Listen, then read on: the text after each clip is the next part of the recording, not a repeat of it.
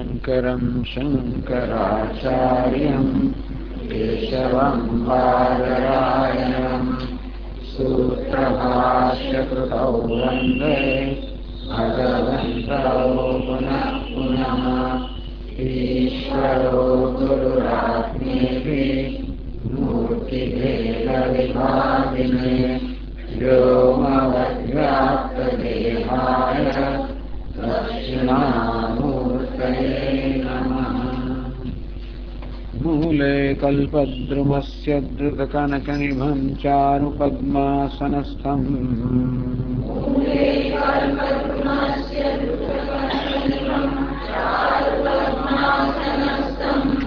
वामाङ्कारूढगौरी कुचनिबिडभरा भोगगाढोपगूढम्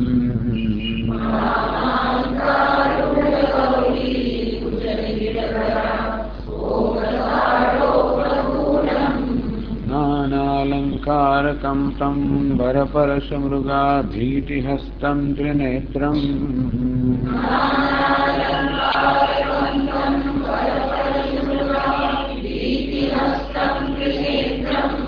वन्दे बालेन्दुमौलिं गजवदनगुहाशिष्टपार्श्वं महेशम्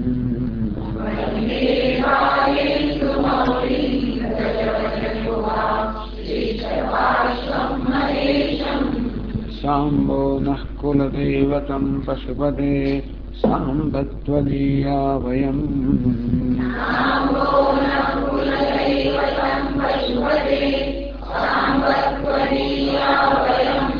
साम्बं स्तौमि सुरासुरो रजगणा साम्बेन संतारिताः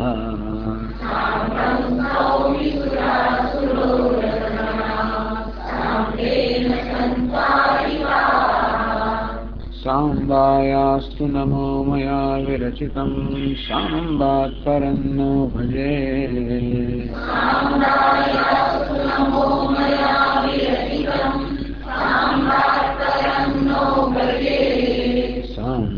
साम्बस्यानुचरोऽस्म्यहं मम रतिः साम्बे परब्रह्मणे।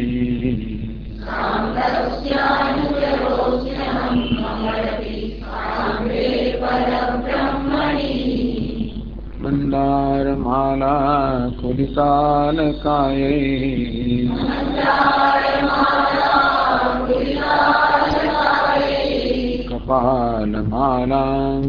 कपालमालाङ्कितशेखराय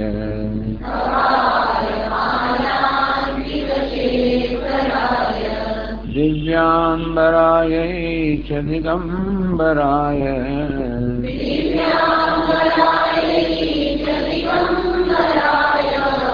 नमः शिवायै च नमः शिवाय।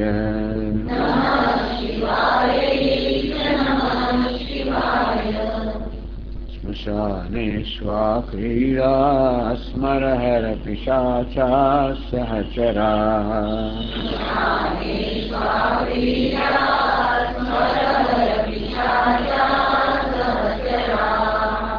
चिताभस्मालेपस्रगपितृकरोटिः परिकरः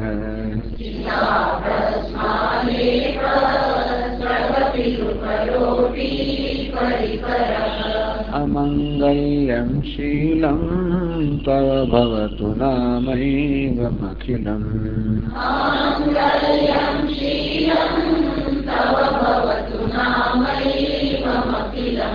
तथापि स्मर्तॄणां वरद परमं मङ्गलमसि।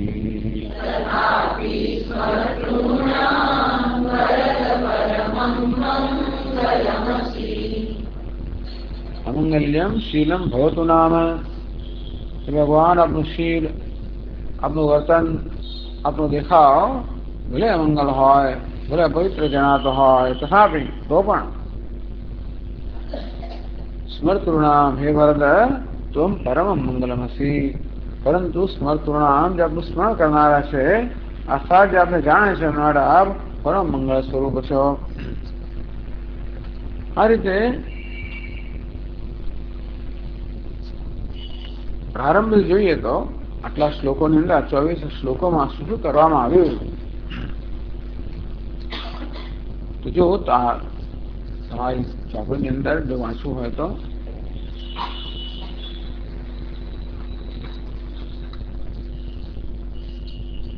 ચોપનમાં પાના પરથી અતીત પંથાનમ ઇત્યત્ર હિ પદાર્થત્રયમ ઉપન્યસ્તમ. બીજો શ્લોક, અતીત પંથાનમ તવચ મહિમાવાન મનસયો. એ ભગવાન આપનો મહિમા જે છે એ વાણી અને મનના માર્ગથી પહોંચતી પર છે. તો વાણી મનની પહોંચવાથી પર આપનો મહિમા છે. અતીત પંથાનમ તવચ મહિમાવાન મનસયો એ હોવાને કારણે અતદ્વ્યાવૃત્યાયમ ચકિતમ અભિદત્તે શ્રુતિરપી. શ્રુતિ પણ વાસ્તવમાં ચકિતમ સંકોચ સાથે આપના મહિમાનું વર્ણન કરે છે. અતદ્વ્યાવૃત્યા શ્રુતિ વેદ જે અપૌષેય છે એને સંકોચ છે, એને પણ ભય છે કે કદાચ હું અન્યાય કરી બેસે ભગવાનનું વર્ણન કરવામાં. અને અતદ્વ્યાવૃત્યા અતદ ભગવાન જે નથી એની વ્યાવૃત્તિ કરીને નિષેધ કરીને નેતિ નેતિ એ પ્રકારે શ્રુતિ પણ ભગવાનનું નિરૂપણ કરે છે. કારણ કે શ્રુતિ પાસે શબ્દો નથી જેથી ભગવાનનું નિરૂપણ કરી શકાય. અતદ્વ્યાવૃત્યા કદાચ શ્રુતિ ચકિતમ એવો સંકોચ છે કે જો હું શબ્દોથી ભગવાનનું વર્ણન કરું લોકો એમ માને કે ભાઈ આ શાસ્ત્રના શબ્દો ભગવાનનું વર્ણન કરવામાં સમર્થ છે, તો ભગવાન તો શબ્દોથી વર્ણિત થઈ જાય, શબ્દથી પ્રકાશિત થઈ જાય, તો ભગવાન તો શબ્દની પર કે સ્વતંત્ર ના રહે. એટલે શ્રુતિ કે વેદ પણ એવો ગર્વ તો ના લઈ શકે, કેવો દાવો ન કરી શકે અમે ભગવાનનું નિરૂપણ કરીએ શબ્દોમાં. નિરૂપણ કરનાર જેનું નિરૂપણ થઈને કરતા ઊંચો થઈ ગયો ના, તો તેથી શબ્દો વધારે મહત્વના બની જાય. ભગવાન શબ્દને અધીન થઈ ગયો તો એવું તો બની ના શકે. ભગવાન સ્વતંત્ર છે અને છતાં પણ શબ્દોમાં નિરૂપણ તો કરવું જ પડે. કારણ કે આ ભગવાનનું તત્વ પહોંચાડવાનું કંઈક માધ્યમ તો જોઈએ, અને શબ્દ જ માધ્યમ છે. અને એથી જે શબ્દની મર્યાદિત પરમાત્મા પર છે એ શબ્દો દ્વારા પરમાત્માના જ્ઞાનને પહોંચાડવાનું છે. એટલે બહુ સૂક્ષ્મ કાર્ય છે. તેથી શાસ્ત્ર પણ એના માટે બહુ સાવધાન છે, થોડું સંકોચિત પણ છે. અને તેથી બહુ સંકોચ સાથે સાવધાનથી શબ્દનો પ્રયોગ થાય છે, જેથી એવું કશું ના કહેવાય જાય જેનાથી પરમાત્માને અન્યાય થાય. તો પરમાત્માનું અતદ્વ્યાવૃત્યા નિરૂપણ નિર્વિશેષ સ્વરૂપ છે એનું શાસ્ત્રો કેમ નિરૂપણ કરે? નેતિ નેતિ અસ્થૂલમ અનણુ અખ્રસ્વમ અદીર્ઘમ એમ કરીને સ્થૂલ અણુ હ્રસ્વ દીર્ઘ આ બધા પ્રકારના વિશેષતાની નિષેધ દ્વારા ભગવાન નિરૂપણ કરે. ત્યારે ભગવાનનું સગુણ રૂપ છે એનું નિરૂપણ કરવું પણ અસંભવિત છે. અતદ્વ્યાવૃત્યા તેથી કશી વસ્તુની વ્યાવૃત્તિ કર્યા વગર સર્વમ ખલુ ઇદમ બ્રહ્મ આ સર્વ બ્રહ્મ છે પ્રકારે બધાનો સમાવેશ કરવા દ્વારા ભગવાન નિરૂપણ કરે છે. કસ્ય સ્તોતવ્ય કતિવિધ ગુણ આ ભગવાનની સ્તુતિ કોણ કરી શકે? ભગવાનના કેટલા ગુણ છે? અનંત ભગવાન અનંત ગુણ હોવાને કારણે કોણની સ્તુતિ કરી શકે? કસ્ય વિષય ભગવાન તો શબ્દને મનથી પર હોવાને કારણે કોઈના જ્ઞાનનો વિષય ના બની શકે. માટે નિર્ગુણ તત્વ છે તો જ્ઞાનનો વિષય ના બની શકે. સગુણ તત્વ છે પણ શબ્દો કે મનમાં સમાવી ન શકાય.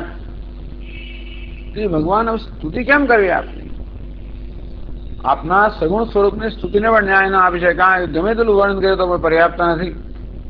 આપના નિર્ગુણ સ્વરૂપ સ્તુતિ થઈ ના શકે, કારણ કે એ શબ્દથી પર છે. એટલે આ રીતે એ શ્લોકમાં ત્રણ વસ્તુ કહેવામાં આવે. પદાર્થ ત્રય ઉપન્યસ્તમ એ બે શ્લોકની અંદર આ ત્રણ વસ્તુઓ કહેવામાં આવે. ત્રણ પદાર્થ, ત્રણ વિષયો કહેવામાં આવ્યા. એક તો એ કે સ કસ્ય સ્તોતવ્ય કતિવિધ ગુણ. કોણ ભગવાનની સ્તુતિ કરી શકે? ભગવાનને કેટલા ગુણ છે? અસંખ્ય ગુણ હોવાને કારણે કોઈ સ્તુતિ ના કરી શકે. ઇત્યાનેન સગુણ ઐશ્વર્યમ તો સગુણ બ્રહ્મ એક જ બ્રહ્મ છે, એક જ પરમાત્મા એ ખરેખર તો નિર્ગુણ સગુણ એવા આપણે ભેદ પાડીએ. આપણે એક જ ભગવાન છે, એના પોતાના વાસ્તવિક સ્વરૂપમાં બધા ગુણથી પાર છે. છતાં પણ એ જ બધા નામ રૂપનો વેશ ધારણ કરીને પ્રગટ થવા માટે બધા ગુણનો વેશ ધારણ કરેલો છે. ટૂંકમાં જે સ્વયં નિર્વિશેષ છે એને બધી વિશેષતાઓનો વેશ ધારણ કર્યો. જે સ્વયં નિર્ગુણ છે એને બધા ગુણનો વેશ ધારણ કર્યો. સ્વયં નિરાકાર શબ્દ આકારનો વેશ ધારણ કર્યો.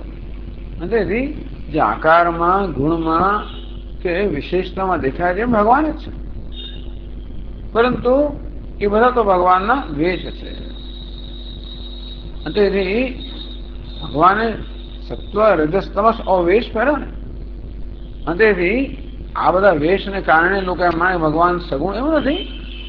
એટલે ત્રિભિર ગુણમય ભાવૈ એવી સર્વમિદમ જગત મોહિતમ ના વિજાનાતિ મામેભ્ય પરમભ્યમ. આ ત્રણ ગુણોનો વેશ મેં પહેરવાના કારણે સમગ્ર જગત મોહિત થઈ ગયું છે અને એટલું જ મને માની રહે છે, પરંતુ આ ગુણથી પર હું છું એ મને જાણતા નથી.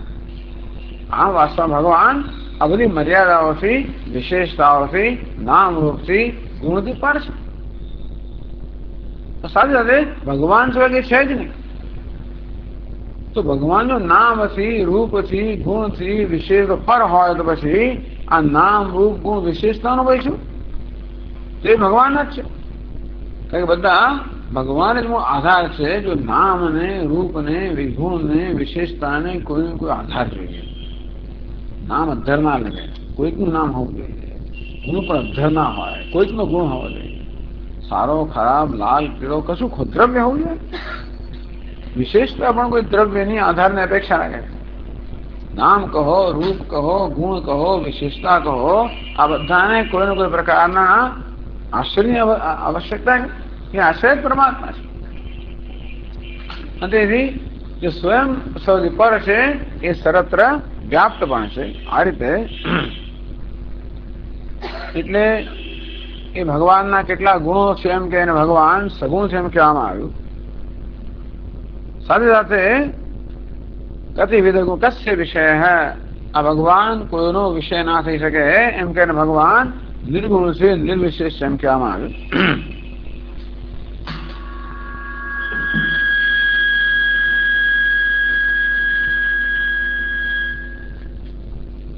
અને સ્તોત્રકાર કહ્યું કે આ બેમાંથી એકે રૂપની સ્તુતિ કરવી સંભવિત નથી. બંને આપણી મર્યાદાથી પર છે, આપણી શક્તિની બહાર છે. એટલે કે પદે ત્વર્વાચી ને પતતી ને મનઃ કશ્ય ન વચે. ભગવાન અર્વાચી ને પદ છે. ભગવાને અનેક લીલા વિગ્રહો ધારણ કરેલા છે. એ લીલા વિગ્રહો બહુ સુંદર છે. એ લીલા વિગ્રહો દ્વારા ભગવાન એવી સુંદર સુંદર લીલાઓ કરેલી છે કે એના વર્ણનમાં કયા ભક્તનું મન અને વાણી એમાં પ્રવૃત્ત ના થાય. પદે ત્વર્વાચી ને પતતી મન કશ્ય ન વચે. કયા ભક્તોનું મન અને વાણી ભગવાનના લીલા વિગ્રહનું વર્ણન કરવામાં પ્રવૃત્ત ના થવાનું છે. સ્તોત્રકાર કે મુખ્યત્વે તો ભગવાન અમે આપણું આ સ્તોત્રમાં આપના લીલા વિગ્રહો છે એની સ્તુતિ દ્વારા અમે વર્ણન કરશું. આ સ્તોત્રનો મોટાભાગના જે શ્લોકો છે એ કયા છે? ભગવાનના ભિન્ન ભિન્ન લીલા વિગ્રહોનું વર્ણન કરનારા, એની સ્તુતિ કરનારા, એ દ્વારા જીવનમાં અનેક ભગવાનનું વર્ણન કરનારા અને એ દ્વારા જીવનમાં બોધ પ્રાપ્ત કરાવનારા છે.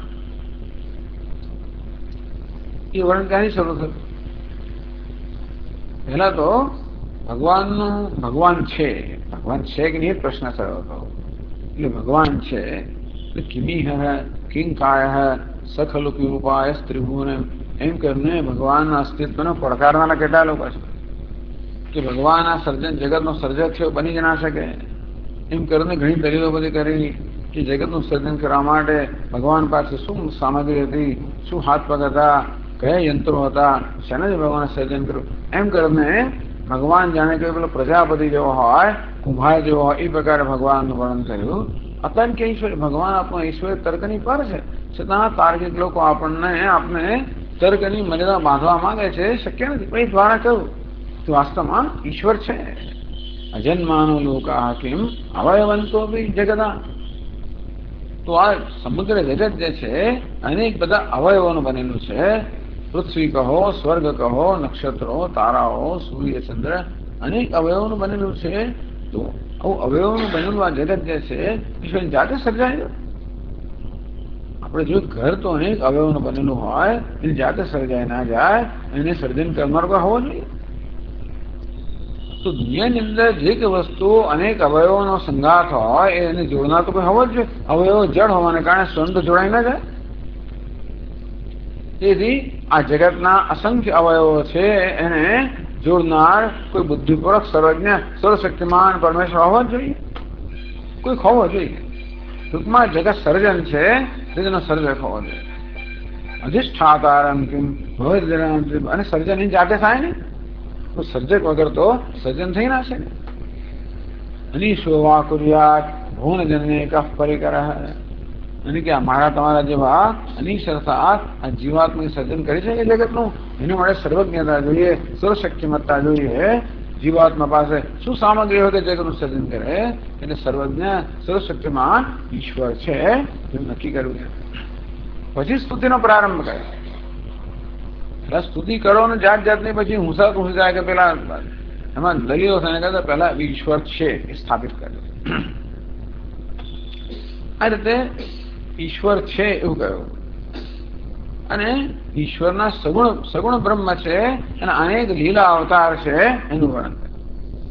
આ મહોક્ષ ખટ્વાંગ પરશુ અજીનમ ફૈન ભસ્મ, આમ કરીને ભગવાનના સગુણ રૂપ એમનો લીલા અવતાર જ એનું વર્ણન કર્યું. આ લીલા અવતારનું વર્ણન ત્યાંની સૌ થયું.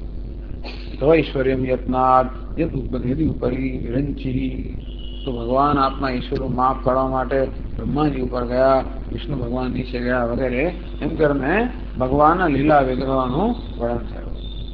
ટૂંકમાં આ બીજા શ્લોકમાં જે કહેવામાં આવ્યું એ રીતે જોવા જઈએ તો ગ્રંથકારે ભગવાનના આ ત્રણ સ્વરૂપોનું નિરૂપણ કરવાની પ્રતિજ્ઞા કરી કે ભગવાન પોતાના પારમાર્થિક સ્વરૂપમાં તો નિર્વિશેષ છે, નિર્ગુણ છે, સાથે સાથે બધી વિશેષતાઓ અને ગુણને ધારણ કર્યાના કારણે ભગવાન સગુણ છે.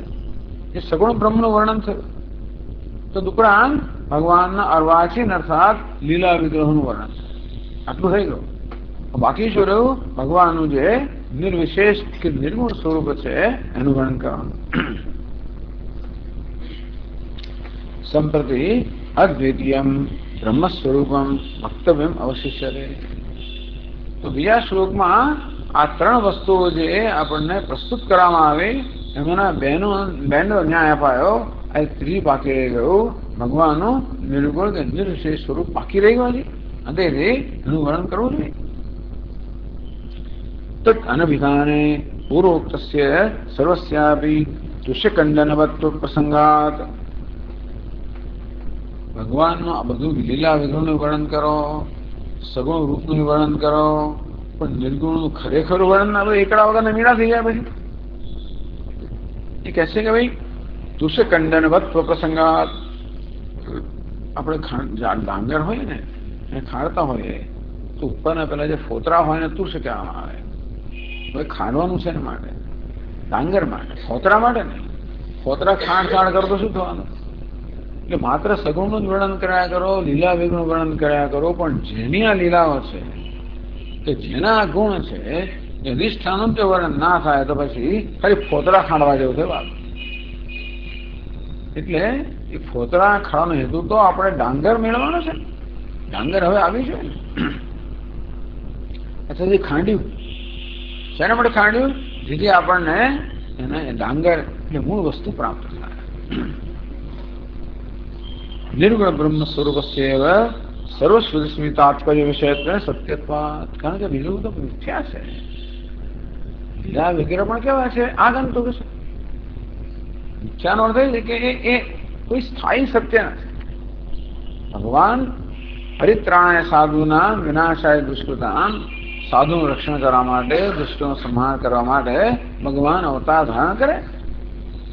તે અવતારનું કાર્ય પૂરું થાય એટલે અવતાર સંકરી લેવામાં આવે. અવતાર નિત્ય નથી.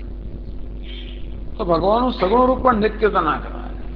ભગવાન સર્જન કરનાર છે, પાલન કરનાર છે, લય કરનાર છે, પણ એ સતત બદલાય કરતો હોય છે. આમ સર્જન, પાલન, લય, ભગવાન, જગતના ગુણ આ બધું બદલાય, પરિવર્તનશીલ. એ પરિવર્તનશીલ વસ્તુ સત્ય ના હોય. પરિવર્તનશીલ વસ્તુ હંમેશા કદાચ કોઈ પરિવર્તન રહિત તત્વ પર આધારિત હોવી જ જોઈએ, તો જ પરિવર્તન થાય ને. કયું ફરે ક્યારે એના આધાર આપનારી પેલી ધરી હોય તો જ ફરે ને. આપણી ટ્રેનો પર ક્યારે જાય, આગગાડી પર ક્યારે જાય, એનો પાટા પેલા હોય જે એને સ્થિર હોય ત્યારે કોઈ સ્થિર વસ્તુ હંમેશા જગ્યાનો આધાર હોય. તો તેમ જગતમાં સતત પરિવર્તન છે એ બતાવે છે કે એ બધાનો આધાર કોઈ પરિવર્તન નહીં થવો જ જોઈએ. એ સત્ય હોય એને સત્ય કહેવાય જેમાં કોઈ પ્રકારનું પરિવર્તન નથી, જે હંમેશા એવું ને એવું જ રૂપ જાળવી રાખે નામ સત્ય. જે પોતાનું રૂપ બદલ્યા કરે અને આપણે શું કહીએ મિથ્યા કહીએ. આ ઘડો કેવો છે? પોતાનું રૂપ બદલ્યા કરનારો છે. હમણાં અમુક આકારનો છે, વળી પછી પડી જાય તો પછી એના બધા ઠીકરા થઈ જાય અને વળી પાછું વધારે કોઈ પથ્થર મારતા એના કાંકરા થઈ જાય. ટૂંકમાં આ નામ રૂપ છે કેવા છે? સતત પરિવર્તનશીલ છે. મૃત્તિકા એટલે માટીનું માટી ઉપાદાન કારણ સત્ય છે. અને તે રીતે આ જગતમાં નામ રૂપાત્મક જગત પણ સતત પરિવર્તન છે, પણ એ સત્ય નથી. મિથ્યા કે આપણો તિરસ્કાર કરવા નહીં માંગતા. આપણે કહીએ કે અવતાર મિથ્યા, મિથ્યા એટલે નથી એવું નથી કહેવા માંગતા, કે ખોટું છે એમ નથી કહેવા માંગતા, કે ઉતરતું છે એવું પણ નથી કહેવા નહીં માંગતા. મિથ્યા એટલે મિથ્યા, એ કે તિરસ્કારનો શબ્દ નથી. એટલે ગુજરાતી ભાષામાં મિથ્યા શબ્દ આપણે અર્થ વાપરતા હોય, પણ અહીં તો મિથ્યા તો એની કેવી જાતની વાસ્તવિકતા છે બતાવનારો શબ્દ છે.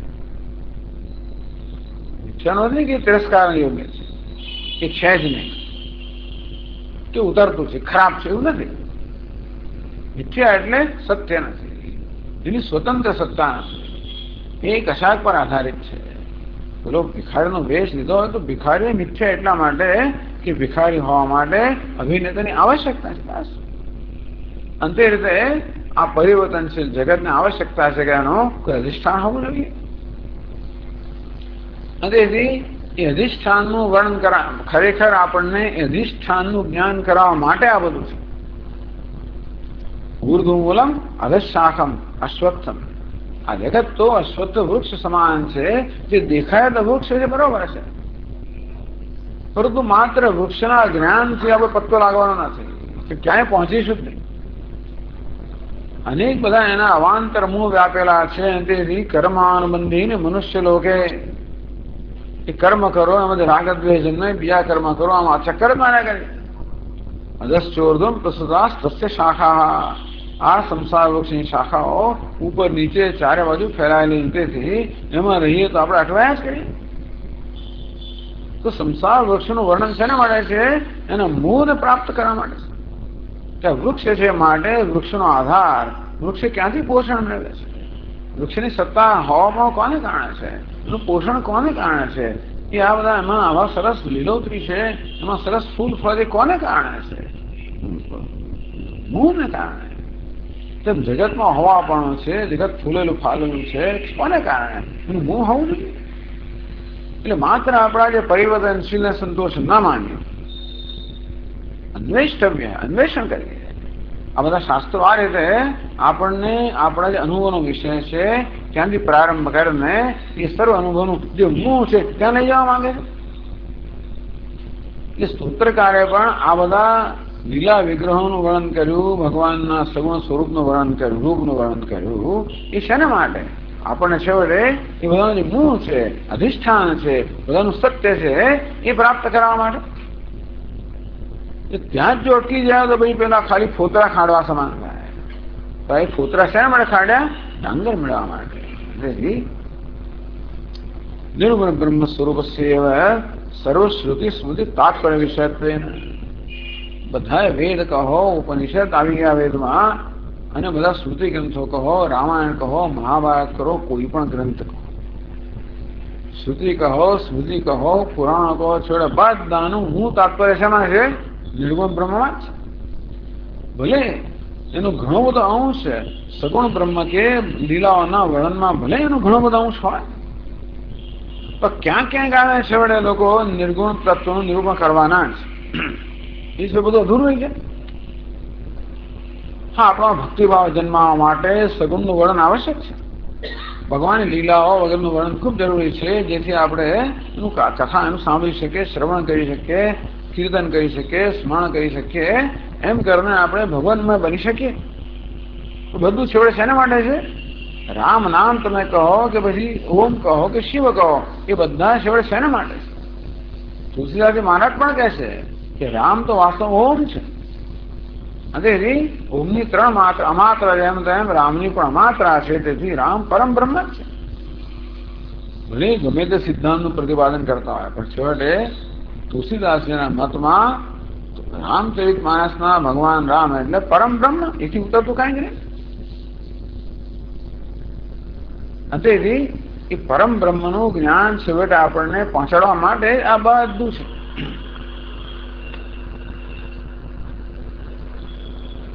એ સત્ય છે. બાકી બધો કેવો છે? વેશ છે.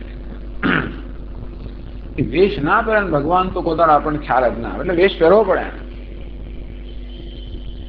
એની જાતે તો છે જ, એ તો સર્વત્ર છે, આત્મરૂપે વિરાજમાન છે, સતત અનુભવનો વિષય છે, સતત પ્રકાશ રહ્યો છે, અને છતાં પણ એની કોઈ નોંધ જ નથી લેતો. સવારના વર્ગમાં ચર્ચા ચાલે છે પેલા કે બ્રહ્મ છે જ નહીં. કેમ નથી ભાઈ? અરે હોત તો વાતચીત કરી શકાત ને. છે વસ્તુ કોને આપણે છે એમ કહીએ? આ ઘડો છે કેમ કે પાણી ભરાય, એમાં પાણી લઈ આવાય. આ વસ્ત્ર છે કેમ છે? એનો ઉપયોગ છે. બ્રહ્મની શું ઉપયોગીતા છે? જે વસ્તુ અનુભવનો વિષય હોય, ઉપયોગી હોય, એને આપણે છે એમ કહીએ. જેમ કે ઘડો. પણ મારા માથાના શિંગડા જે અનુભવનો વિષય નથી, જેની કોઈ ઉપયોગીતા નથી, એને આપણે નથી એમ કહીએ છીએ. તો કોને આપણે નથી એમ કહીએ છીએ? જે ઉપયોગી નથી, અનુભવનો વિષય નથી, જેનો કોઈ વ્યવહાર ના થઈ શકે. જેને વ્યવહાર થાય એ વસ્તુ છે, જે વ્યવહારનો વિષય નથી. બ્રહ્મ વ્યવહારનો વિષય પણ નથી એવું કહેનાર છે બધા. હવે આમ જોવા જઈએ તો એના વગર કશો વ્યવહાર થઈ જ ના શકે. છતાં પણ એ ક્યારેય વ્યવહાર દેખાતું જ નથી. એટલું મૂક રહેલું છે ને. ઘણા લોકો કામ બધું બહુ કરે પણ દેખાય ખબર જ ના પડે આપણને. ઘણા લોકો કામ કરે છે અને ખબર પડે કે કરે છે. કેટલાક લોકો ખબર જ ના પડે, એટલા મૂક હોય ખબર પડે જ નહીં આપણને ક્યાંથી સંચાર થઈ રહ્યો છે. તો ભગવાન તો એટલો બધો મૂક છે એના નિર્ગુણ રૂપમાં કે ખબર પડે જ નહીં. એટલા માટે એને અવાજ કરવો પડે કે જો મારું, એટલે એને માથે વગાડવી પડે, એને ધમાલ કરવી પડે. એટલે એ સગુણ આ રૂપ બધા ધારણ કરે, એટલે નામ રૂપ ધારણ કરે અને પછી આપણા જ્ઞાનનો વિષય બને. હવે ઐશ્વર્ય જગત ઉદય રક્ષા બધું ઐશ્વર્ય ધારણ કર્યું. જેટલું સર્જન પાલન લય બધું ખેલ કર્યા કરે સતત. તું જરા કોઈ ધ્યાન લે તો એના પર ધ્યાન પડે કે કોણ કરે છે. કોઈ પ્રશ્ન પૂછે કે કેને શિદમ પદ્ધતિ પ્રેષિતમ મને, મારું મન જે છે પોતાના વિષયનો વિચાર કરે છે, જ્ઞાન પ્રાપ્ત કરે છે, ચિંતન કરે છે, આ કોને કારણે? આંખો જુએ છે કોને કારણે? આ કાન સાંભળે છે કોને કારણે?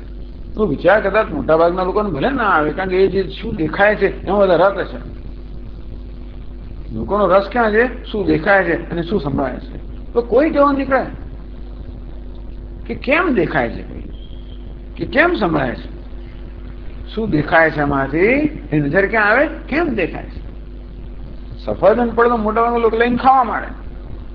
કોઈકને છે ને પડ્યું કેમ ઉપર ના ઉડ્યું? કોઈ કેવા નીકળે હવે મન કેમ પોતાના વિષયનું કેવી રીતે જ્ઞાન પ્રાપ્ત કરે છે? આ ચક્ષુ કેમ જુએ છે? આ કાન કેમ સાંભળે છે?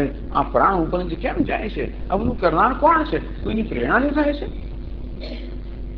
કોઈ દેખાતું નથી, ભલે ના દેખાતો, ભલે વ્યવહારનો વિષય ના હોય, પણ જે વ્યવહાર થઈ રહ્યો છે એ કશાકને કારણે છે. એ તો ખબર પડતી. એ જો વિચારો ખબર પડે કે વ્યવહાર થઈ રહ્યો છે, આ પ્રાણમાં સ્વયં સ્વતંત્રતા નથી કે ખરેખર ઉપર નીચે આવી શકે. કોઈ કહેને ખરેખર ચેતનતા પ્રદાન કરતો ત્યારે જ થાય. એટલે બસ ભલે ચાલી રહી હોય, ડ્રાઈવર ના દેખાતો, આપણે અનુમાન તો કરીએ કે ડ્રાઈવર હોવો જોઈએ, કારણ કે કોઈ ચેતન તત્વના અધિષ્ઠાન વગર કોઈ જળ વસ્તુ ક્યારે વ્યવહાર ના કરી શકે. તો વ્યવહારના બધા વિષયો જળ છે, એ તો વિચારતા નથી. એ લોકો જે વ્યવહારનો વિષય છે એને જ છે એવું માનીએ, પણ એટલે વ્યવહારનો વિષય તો જળ છે. આ જળ વસ્તુ કોઈ વસ્તુ ક્યારે કરી શકે? એનું ચેતન અધિષ્ઠાતા હોય ત્યારે. ટૂંકમાં લોકો પોતાની નોંધ લે, ક્યારેક પણ પોતાના વિશે વિચાર કરે અને રીતે પોતાના જેનું કલ્યાણ કરે. એટલા માટે ભગવાન આ બધા આ જગતનું રૂપ ધારણ કરે. તોય લોકો એમાં પડી ગયા, તોય જગતમાં લોકો ફસાઈ જાય અને ભગવાનનો વિચાર ના કરે. એટલે ભગવાન લીલા વિગ્રહ ધારણ કરે. જગતમાં તો ભગવાનનો ઐશ્વર્ય સ્પષ્ટ છે, પણ એ જોવાની ક્યાં આંખો છે? હવે ઈશ્વરની જગત ઉદય રક્ષા પ્રલય આ સર્જન કેટલું મહાન ઐશ્વર્ય છે. જોયો ખરા કે સર્જન થઈ રહ્યું હો, પાલન લય જો કેવું કેવું ચારે બાજુ કેટલું બધું અદભુત કાર્ય થઈ રહ્યું છે. સર્વત્ર જ્યાં જુઓ ત્યાં જે જોનાર છે એમને બધી જગ્યાએ વિસ્મય થાય છે. વાહ વાહ. એવી મોટા ભાગના લોકોની મત ઇજ્જત છે એટલે દેખાતું નથી. બાકી તો એક મચ્છર કરડે એમાં લોકોને મહાનતા દેખે છે. ક્યાંથી થયું આ વાંધો ચાલ્યો કેવી રીતે? આપણી આંખો જુએ છે કેવી રીતે? એ વિચારે ખબર કે ઓહો કેટલા બધા આ અદભુત ચમત્કારો ભરેલા છે બધે. મોટા ભાગના સ્થૂળ બુદ્ધિના મનુષ્યોને કારણે આવા ચમત્કાર દેખાતા નથી. એટલે પેલા ચમત્કાર બતાવવા પડે. કારણ કે પેલો બહુ નશો કર્યો અને તેને કઈ ખબર જ ના આવે. બેસર લગાવો ત્યારે જ એને સમજાય તો કહે કે ચમત્કારો થાય જીવનમાં એટલે ભગવાન લીલા વિગ્રહ ધારણ કરે. લે ભાઈ તું જોતો ખરો હું છું. ચમત્કારો થાય. પરિત્રાણે સાધુના વિનાશાય દુષ્કૃતા આપણા વ્યવહારનો વિષય બને. આમ જગત રૂપે વ્યવહારનો વિષય બન્યો છે અને તોય પણ એની એટલી કદર ના થઈ. એટલે ભગવાન અવતાર ધારણ કરીને વ્યવહારનો વિષય મોકલે ભાઈ. જો શંખ ચક્ર ગદા પદ્મ ચક્રથી પેલાનું મસ્તક છેદનું પેલા ના અનુગ્રહ કરો તોય નથી જોતા લોકો. તોય પણ અવ્યક્તમ વ્યક્તિમાપન્નમ મન્યેન્દ્રિય મામ બુદ્ધ. અજ્ઞાની લોકો જો એમના વ્યવહારનો વિષય બનવા માટે અને જેથી મારો અનુભવ કરી શકે એટલા માટે મેં મનુષ્ય ઉપાધિ ધારણ કરી તો લોકો મને માત્ર મનુષ્ય માની લે છે. એ તો બધા ઇનકોરિજિબલ ટૂંકમાં અસાધ્ય ચિકિત્સા એમને તો બહુ પાકવાની જરૂર છે. કેટલાક વ્યાધિ અસાધ્ય છે. આ તો અસાધ્ય લોકો છે. દુર્યોધન કહો, શિશુપાલ કહો, પેલા કહો, કેટલાય જન્મ સુધી સંસારની ભઠ્ઠીમાં લોકો પાકશે એટલે નરકમાં મોકલી આવે જયારે જલ્દી પાકે. આ સંસાર કે ઓછો નથી પકાવવા માટે, છતાંય પણ જલ્દી ના પાકતો હોય તો આપણે મોટા ગેસમાં મૂકવો પડે. ચૂલો જે મારા છે ચાલુ કરે એવી રીતે આ સંસારનો ચૂલો જ છે. બધા પાકી તો રહ્યા છે તે જલ્દી નથી પાકતા એટલે ભગવાન નરક ઉભું કર્યું. ત્યાં જરા મોટો સંતાપ મૂકે જલ્દી પાકે. પકાવવા માટે જ છે. એ કોઈ એકદમ પાકતા પાકતા ધીમે ધીમે એ કંઈક ભગવાન નોંધ થાય. બધું એના માટે જ ભગવાન ઈચ્છે કે છેવડા બધા મારી પાસે જ આવે એમનું કલ્યાણ થાય. પણ કલ્યાણ માટે જાત જાતનું કરવું પડે ને. કઈ ઘડાનું કલ્યાણ ક્યારે થાય? કેટલા બધે પસાર થવું પડે ને. પેલી માટીને પેલા તો તમે ગુંદો ત્યાંથી શરૂ થયું એમાંથી પછી ટપારો પછી એને પછી ભઠ્ઠીઓ મૂકો અને પછી સૂકવો અને કેટલું કરો. એ બધા કષ્ટો પસાર થાય ત્યારે એમાં ગંગાજળ ભરાય એમને થતું હશે.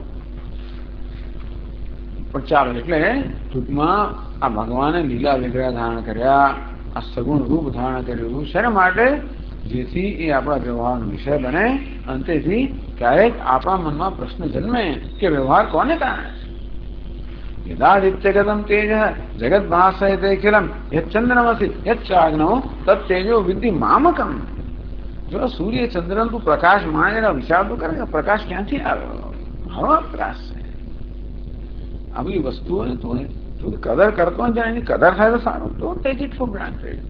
સ્વામીજી કેવી કઈ વસ્તુ માત્ર તમે એને એમને સ્વીકારી ના લો અથવા તો એના બધા વિચાર કરો, કદર કરો. કશી કદર જ નથી. ન આવે તો કકડાટ કરીએ. એક એવો સૂરજ ના ઉગે તો કકડાટ થાય, વરસાદ ના પડે તો કકડાટ થાય. અને પડે છે તો બધું રોજ સૂર્ય ઉગે છે ત્યારે જુઓ તો ખરા, કદર કરો. આ બોલાય છે એક દાડો અવાજ બેસી ગયો ના બોલે તો કકડાટ તો રોજ બોલાય છે ને શું? આ રીતે ભગવાન વ્યવહારનો વિષય બને છે જેથી કઈક જિજ્ઞાસા આપણામાં ઈચ્છા જન્મે, જ્ઞાનની ઈચ્છા જન્મે. એ ટૂંકમાં આ બધું વર્ણ અત્યાર સુધી જે થયું શેના માટે થયું? ખાંડવાનું થયું. શેના માટે? પેલા ચોખા માટે. તેથી એટલે કહ્યું કે બધા શાસ્ત્રો, ભારતના બધા શાસ્ત્રો, બધા શાસ્ત્રોનું મૂળ તો વેદમાં જ છે ને. સ્મૃતિ કહો, પુરાણ કહો, બધાનું મૂળ વેદમાં જ છે. અને વેદની તો તાત્પર્ય તો પરમ બ્રહ્મમાં અર્થાત નિર્વિશેષમાં જ છે. સર્વે વેદા યત પદમામ, જે પદાર્થા જે સ્વરૂપનો બધા વેદો વાસ્તવમાં ગાન કરે છે, એક કંઠે ગાન કરે છે.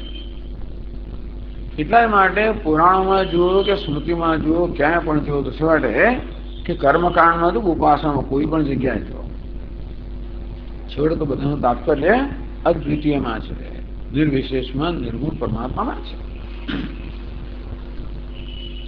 સર્વસ્યાપી પ્રપંચસ્ય સ્વપ્ન મિથ્યાત્વાત. આ પ્રપંચ કેવો છે? સ્વપ્નની જેમ મિથ્યા, એટલે બાદ યોગ્ય છે. મિથ્યા એટલે બાદ યોગ્ય. સ્વપ્ન કેવું છે કે મિથ્યા કેવું? કારણ જાગીએ ત્યારે સ્વપ્નનો બાદ થઈ જાય છે. અંતે આ જગતનો પણ બાદ થવા યોગ્ય છે. એટલા માટે જગતમાં મિથ્યા છે. તેથી સત્ય કોને કહેવાય? જે અબાધિત છે. એ અબાધિત તત્વ કયું છે? આ બધું બાદ યોગ્ય છે, પણ બાદ યોગ્ય વસ્તુ છે એ હંમેશા કોઈ અબાધિત તત્વની અપેક્ષા રાખે છે. એના અધિષ્ઠાન રૂપે અબાધિત થવું જોઈએ. તસ્માત નિર્ગુણ બ્રહ્મ નિરૂપણાય ઉત્તર ગ્રંથ આરંભ. ટૂંકમાં હવે પછીનો ગ્રંથ છે એ નિર્ગુણ બ્રહ્મના નિરૂપણ માટે છે. છેવટે આ વેદાંતિન છે ને, છેવટે તો આપણા સ્તોત્રકાર વેદાંતિન છે. એટલા માટે છેવટે ફરીને નિર્ગુણ બ્રહ્મ નિરૂપણ આવું જ પડે.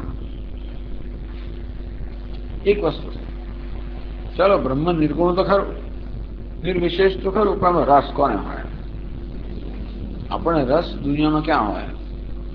જ્યાં ગુણ હોય, વિશેષ, તો એમાંથી આનંદ આવે ને. નિર્ગુણમાં ક્યાં આનંદ આવે? તત્ર પૂર્વ શ્લોકે ત્વમ પરમ મંગલમ અસી ઉત્તમ. આગળના શ્લોકમાં કહેવામાં આવ્યું કે તથાપિ સ્મર્તॄણામ વરદ પરમ મંગલમ અસી. છતાં આપણે જે સ્મરણ કરનાર છે, આપણે જાણનાર છે, એ વિવેકી મહાપુરુષો માટે એ ભગવાન આપ પરમ મંગળ સ્વરૂપ છો. તો મંગલમ સુખમ. મંગળ કોને કહીએ? જે સુખ હોય ત્યાં મંગળ કહેવાય ને. દુઃખને મંગળ ના કહેવાય, મૃત્યુને મંગળ ના કહેવાય, અજ્ઞાનને મંગળ ના કહેવાય, કે મૃત્યુને મંગળ ના કહે, દુઃખને મંગળ ના કહે, અજ્ઞાનને મંગળ ના કહે, સુખને મંગળ કહે, અમરતાને મંગળ કહે, જ્ઞાનને મંગળ કહે. એટલે ભગવાન કેવા છે? મંગળ સ્વરૂપ. એટલે શું? મૃત્યુ તો મંગળ નથી, ભગવાન અમર હોવા જોઈએ. અજ્ઞાન મંગળ સ્વરૂપ, ભગવાન જ્ઞાન સ્વરૂપ હોવા જોઈએ. દુઃખ મંગળ નથી, માટે સુખ સ્વરૂપ હોવા જોઈએ. ભગવાન કેવો હોવો જોઈએ? સચ્ચિદાનંદ. મંગળ ક્યારે કહેવાય? સચ્ચિદાનંદ સ્વરૂપ હોય ત્યારે. ભગવાન કેવો હોવો જોઈએ? આનંદ સ્વરૂપ હોવા જોઈએ. આપણે નિર્ગુણ કે નિર્વિશેષ કયા એટલે સત્વ સ્વીકાર્યું કે ભગવાન છે. ચાલો, નિર્ગુણ ભગવાન છે, ચૈતન્ય છે, છતાં પણ એ આનંદ સ્વરૂપ છે કે વિષયમાં પ્રશ્ન છે. મંગલમી સુખમ ન ચ ઈશ્વરસ્ય સુખ સ્વરૂપમ સંભવતી. હવે આવી શંકા કરવામાં આવે કે ભગવાન જે છે તમારો નિર્ગુણ કે નિર્વિશેષ ભગવાન એ કે સુખ સ્વરૂપ હોય, આનંદ સ્વરૂપ હોય તો બની ના છે. સુખસ્ય અન્યત્વાત જન્યત્વાત ગુણત્વાત છે. જો ભાઈ સુખનો અનુભવ ક્યારે થાય? કોઈ વસ્તુને માણતા હોય ત્યારે, ખરું કે નહીં? જન્યત્વાત. આ શું અનુભવ છે? કે સુખ હંમેશા કોઈ અનુભવમાંથી જન્મતું હોય છે. કોઈ આપણને ગમતો વિષય હોય, નામ હોય તો આનંદ આવે. સરસ સરસ નામ હોય તો આનંદ આવે. ચાલો, પોતાના દીકરાનું નામ હોય, દીકરીનું નામ હોય, મિત્રનું નામ હોય, સરસ આનંદ આવે. રૂપ આનંદ આવે, સૌંદર્ય આપણને આનંદ આપે, ગુણ આનંદ આપે. કોઈ મહાનતા હોય, ઐશ્વર્ય હોય, એમાં ગુણ હોય, સૌંદર્ય, તો આપણને આનંદ આપે. એટલે આનંદ ક્યાંથી મળતો હોય છે? નામમાંથી, રૂપમાંથી, ગુણમાંથી, કર્મમાંથી, વિશેષતામાંથી આનંદ મળે. એ આનંદ કેવો છે? જયારે જયારે નામ રૂપ વગેરેનો આપણો અનુભવ થાય ત્યારે એ અનુભવને કારણે આનંદ થતો હોય છે. એટલે એવો આપણો અનુભવ છે કે આનંદ હંમેશા ઉપજતો હોય છે. ટૂંકમાં અત્યારે આનંદ નથી, પછી મને કોઈ ગમતી વસ્તુ મળે ત્યારે આનંદ છે. આપણે વિચાર કર્યો કે રોજ જે સાંજે સ્વામીની 8:30 થી 9 બહુ સરસ સિરિયલ આવે છે. કઈ આવે? કે ચાણક્ય આવે છે, શ્રી કૃષ્ણ આવે છે, નમઃ શિવાય આવે છે, હનુમાન આવે છે. આખો દિવસ મનમાં ચાલે કે 8:30 ક્યારે થાય, 8:30 ક્યારે થાય, ક્યારે થાય. ત્યારે 8:30 સુધી આનંદ નથી. પણ જો પછી આપણે ટીવી ચાલુ કર્યું અને હનુમાનજી દેખાયા, એકદમ આનંદ આવી ગયો. એ આપણે ઈષ્ટ દેવતામાં છે. इसलिए जन्य जन्य એટલે કે આ સુખ તો ઉત્પન્ન થનારું છે, ઉપજનારું છે. આપણને જયારે આપણા ઈચ્છિત વિષયનો અનુભવ થાય ત્યારે એ સુખ જન્મે છે. સુખ કોઈ નિત્ય નથી. જન્યત્વાદ ગુણત્વાદ છે. સુખ ગુણ છે. આ સિરિયલનો ગુણ છે સુખ. આ તો સવારમાં સિરિયલ ખાય ને એનો પણ ગુણ છે સુખ. તો મિષ્ટાન કે લાડુ ખાઈએ તો સુખ. અને સુખ તો વસ્તુનો ગુણ છે અને વસ્તુનો અનુભવ કરે ત્યારે આપણને સુખ જન્મે. અને સુખ ભગવાન તો નિત્ય છે, પરમ બ્રહ્મ તો નિત્ય છે. સુખ અનિત્ય છે માટે સુખ ભગવાનનો સ્વભાવ ના હોય. જો આખી દરેક છે સુખ કેવું છે? અનિત્ય છે. કેમ? કારણ કે જો સુખ નિત્ય હોત તો આપણે દુઃખનો અનુભવ થતો જ નહીં ને ભાઈ. આપણને દુઃખનો અનુભવ થતો હોય છે અને મોટે ભાગે જ થતો હોય છે. સુખ તો ક્યારેક ક્યારેક આવતું જતું રહેતું હોય છે. જે આવે ને જાય વસ્તુને કેવું કહેવાય? આગંતુક, અનિત્ય કહેવાય. તો સુખ કેવું છે? અનિત્ય છે. તો નિર્ગુણ પરમાત્મા એટલે નિત્ય છે અને એનું નિત્ય સુખ એનો સ્વભાવ ના હોય. સુખ તો ગુણ છે. આ વસ્તુમાં સુખ રહેલું છે. ભગવાન નિર્ગુણ છે એટલા માટે સુખ એનો ગુણ પણ ના હોય. એટલે તમારા નિર્ગુણ નિર્વિશેષ બ્રહ્મા હોય તો ભલે પણ આનંદ તો છે જ નહીં. આનંદ ક્યાં છે? સગુણમાં છે, સવિશેષમાં છે. એવું કોઈ કહે? એટલે કે એટલા જ માટે ભક્તો લોકો નિર્ગુણને પસંદ નથી કરતા. ભક્તો લોકો કોને પસંદ કરે? નિત સેવા, નિત કીર્તનોત્સવ, નિરખવા નંદકુમાર. ભગવાન નંદકુમાર છે, એમના રૂપના દર્શન કરીએ, એમની સેવા કરીએ, એમનું કીર્તન કરીએ તો આનંદ. એટલા પ્રશ્ન એ છે કે નિર્ગુણ નિર્વિશેષ પરમાત્મા છે એ આનંદ સ્વરૂપ ખરો કે નહીં? જો આનંદ સ્વરૂપ ના હોય તો કે દુઃખ સ્વરૂપ હોવો જોઈએ કે કશું નહીં? સુખ દુઃખ કશું નથી. ઘણા લોકો એમ કહે છે. નિત્ય જ્ઞાન ઈચ્છા પ્રયત્નવાન ઈશ્વરો ન સુખરૂપો નાવે સુખાશ્રય તાર્કિકા. અન્યાયિક લોકો શું કે ઈશ્વર કેવો છે? જગતનું સર્જન કરનાર છે. બસ આટલું જ ક્યાં? જગતનું સર્જન કરે. તટસ્થ ઈશ્વર છે. સર્જન કરવા માટે ત્રણ વસ્તુ જોઈએ. પેલા જ્ઞાન જોઈએ, ઈચ્છા જોઈએ અને પ્રયત્ન જોઈએ. કશી વસ્તુ કરવી હોય, આપણે બનાવી હોય તો ત્રણ વસ્તુ, ત્રણ જરૂરિયાતો છે. પહેલા તો કેમ બનાવવાનું જ્ઞાન જોઈએ. જ્ઞાન બધું પણ ઈચ્છા જન્મે.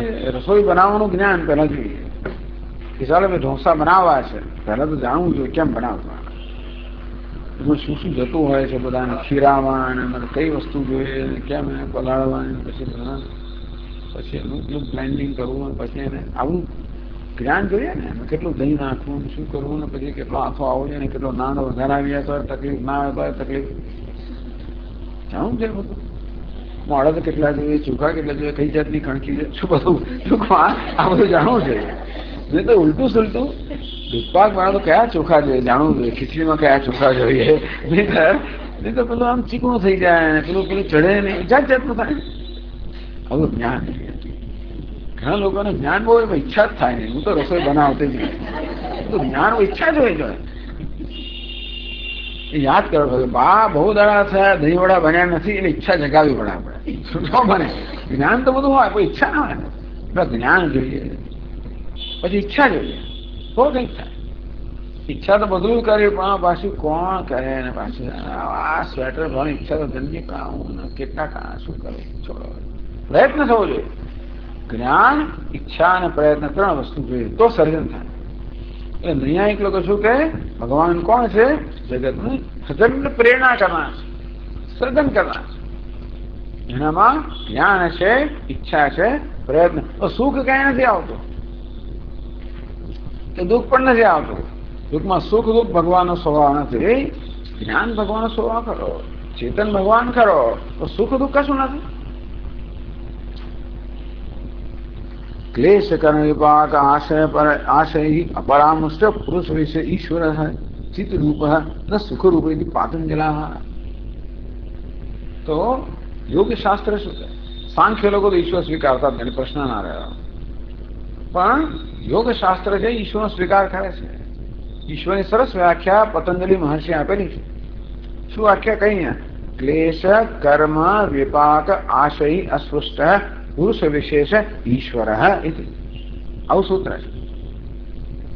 पुरुष विशेष पुरुष એટલે ચૈતન્ય ચૈતન્ય કે હોય નિર્વિકાર હોય આમ તો નિર્વિકાર ચૈતન્ય ઈશ્વર છે આ જીવો નિર્વિકાર ચૈતન્ય છે પણ આ પુરુષ વિશેષ છે આ જીવો કેવા છે બધા બિચારા કર્મથી બંધાયેલા ક્લેશ વાળા છે કેવા ક્લેશ છે અવિદ્યા અસ્મિતા રાગ દ્વેષ અભિનિવેશ જીવ કેવો છે પુરુષ તો ખરો પણ અજ્ઞાની છે એને કારણે અહંકાર ધરાવનારો છે એને કારણે રાગદ્વેષ ધરાવનારો છે એને કારણે આસક્તિ ધરાવનારો છે એને ભય છે એવો ઈશ્વર ના મળે ઈશ્વર કેવો છે તેમાં અજ્ઞાન નથી જેનો કોઈ અહંકાર નથી જેનું કોઈ રાગદ્વેષ નથી જેનું કોઈ આસક્તિ નથી ભય એવો જ ઈશ્વર છે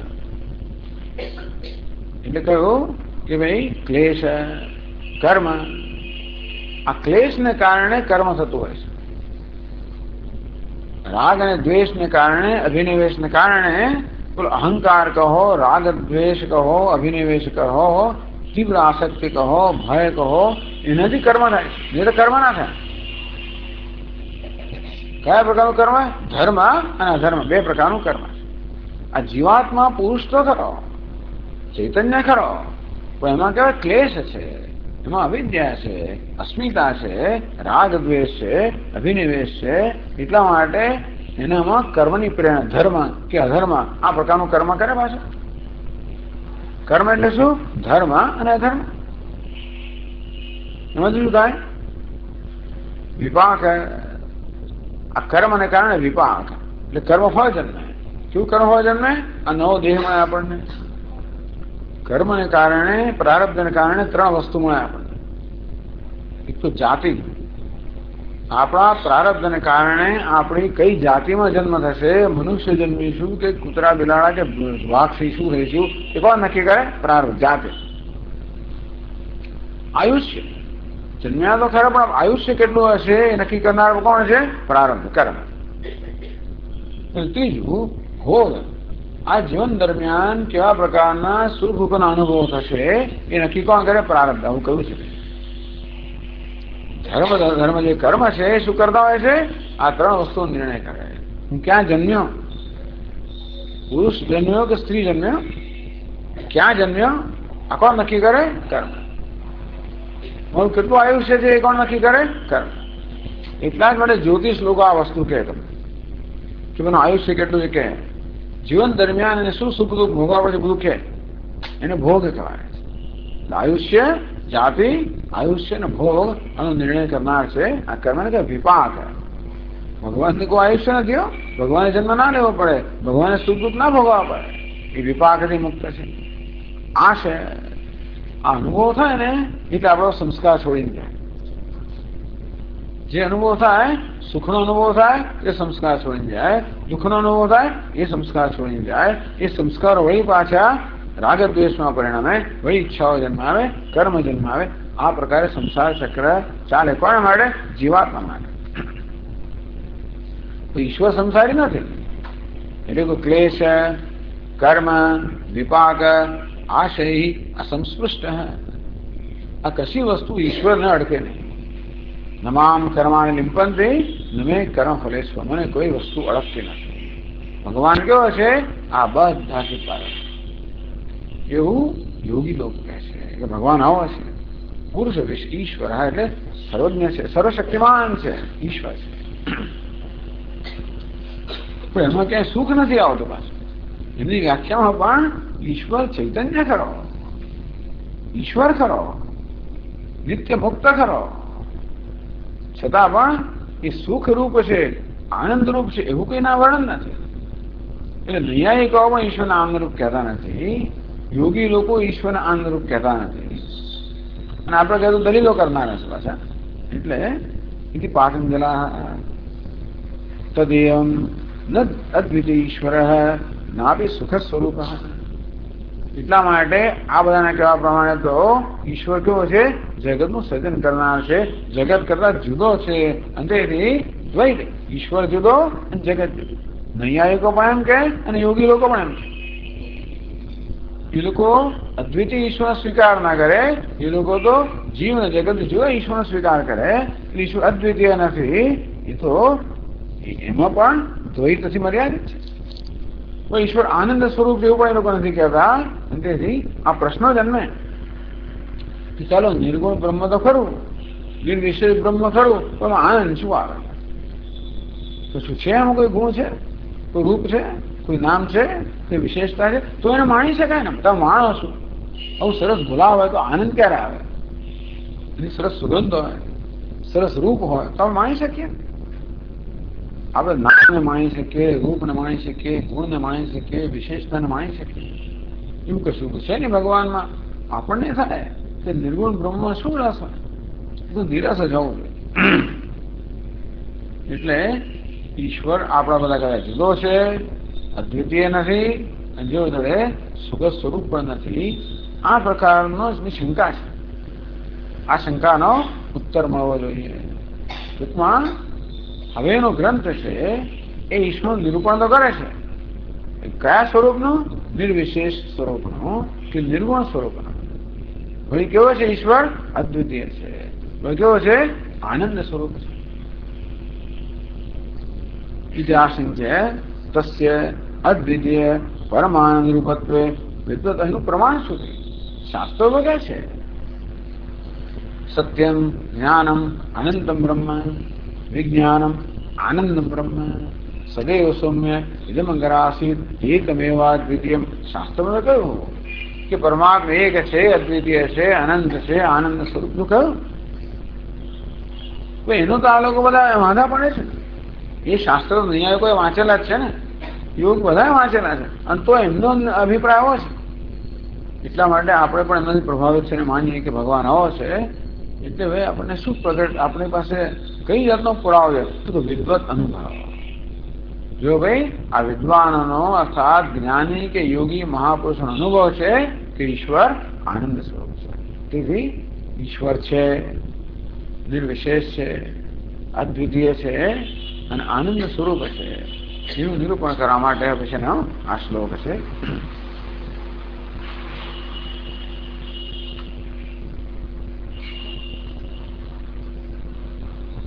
મન પ્રત્યક્ષિત્તે સવિદમવધાયાત્મરુતઃ. મન પ્રત્યક્ષિત્તે સવિદમવધાયાત્મરુતઃ. પ્રસૃષ્યદ્રોમાः પ્રમદસલિલોત્સંગિતદૃશः.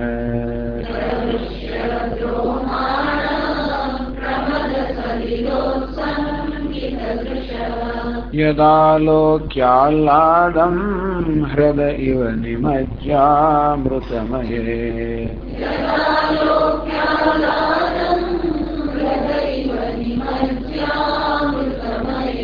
દધત્યन्तस्तत्त्वं કિમપि યમિનસ્તत् કિલ ભવાન.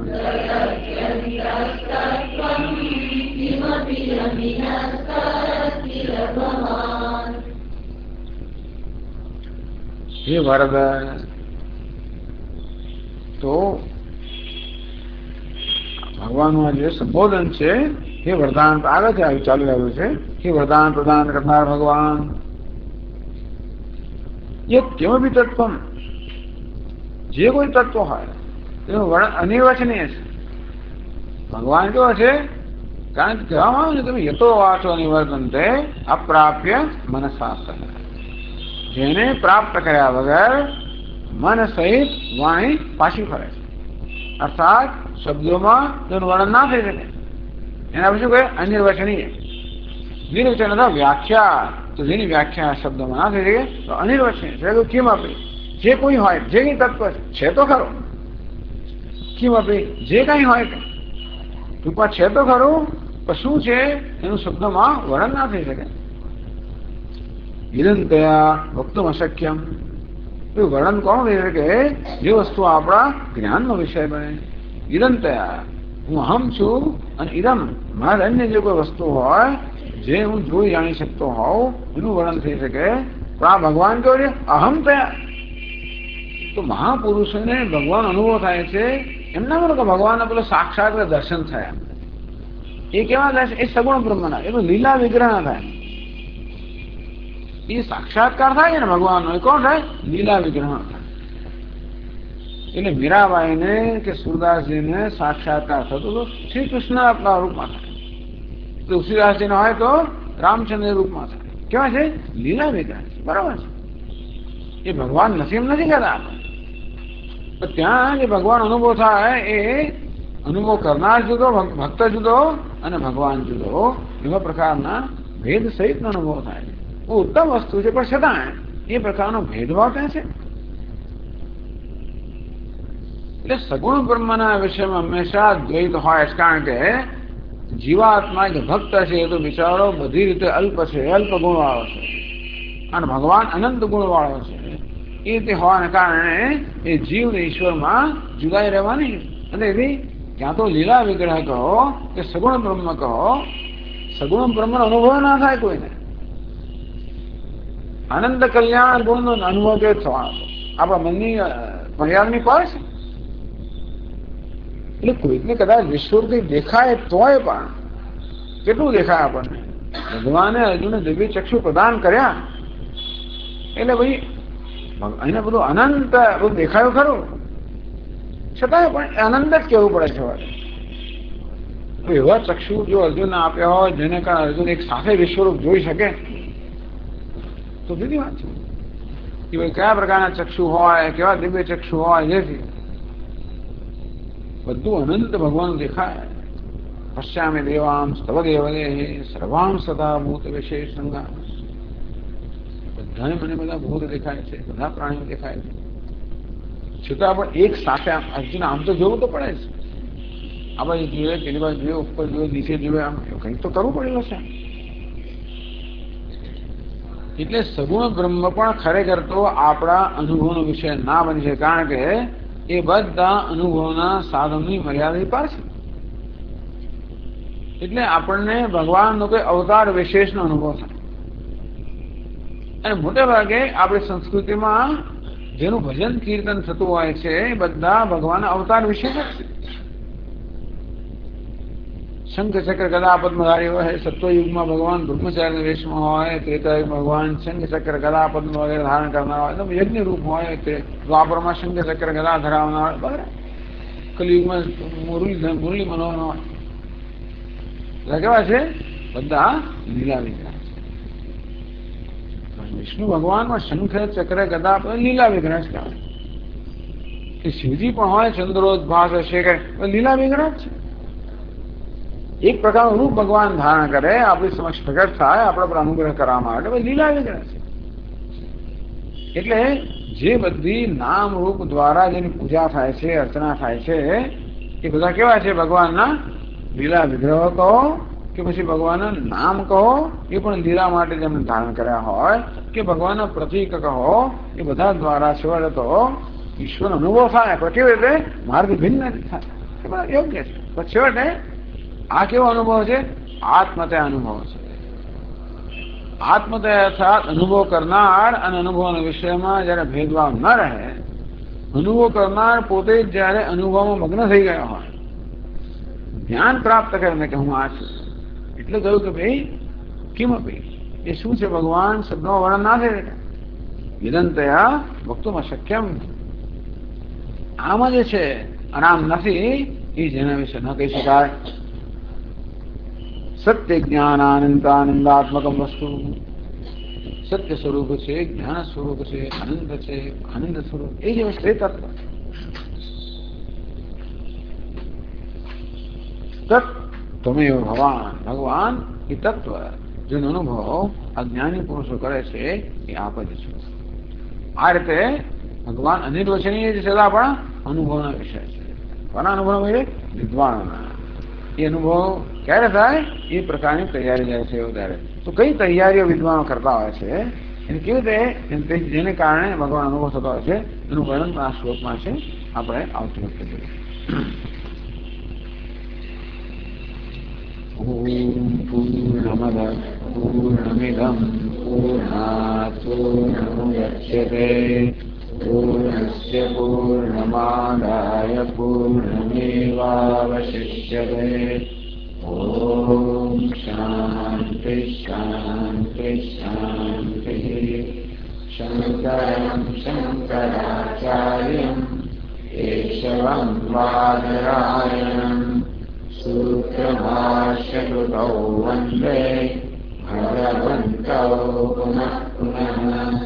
ईश्वरो गुरुरात्मेति मूर्तिभेदविभागिने व्योमवद्व्याप्तदेहाय दक्षिणामूर्तये नमः। ॐ शान्ति शान्ति शान्तिः। हरिः ओम्।